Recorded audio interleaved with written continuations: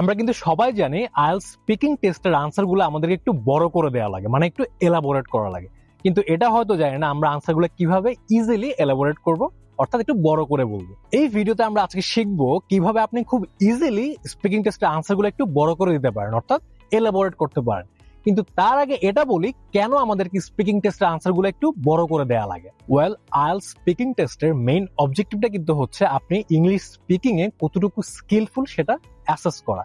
এখন আপনি যদি আনসারগুলা ছোট করে দেন, এই ক্ষেত্রে কিন্তু এক্সামিনার আপনাকে প্রপারলি অ্যাসেস করার ওই স্কোপটা পাচ্ছে না। সো এক্সামিনার যাতে আপনাকে প্রপারলি অ্যাসেস করতে পারে, ওই সুযোগটা তাকে দেওয়ার জন্য আপনাকে আনসারগুলো এলাবোরেট করা লাগে। তাহলে এবার আসি মেইন পয়েন্টে, আপনি কিভাবে আনসারগুলো এলাবোরেট করবেন।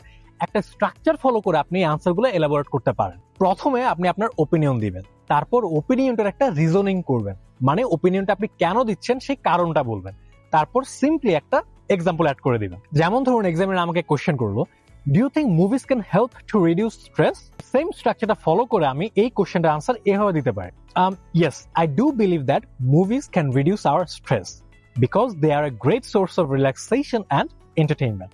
For example, yesterday I was having a bad day and then I watched a movie and it helped me to relieve my stress and kept me going. তাহলে দেখেন এই আনসারে আমি প্রথমে একটা ওপিনিয়ন দিছি, তারপর একটা রিজন দিলাম, তারপর আমি আমার পার্সোনাল লাইফ থেকে একটা এক্সাম্পল অ্যাড করলাম।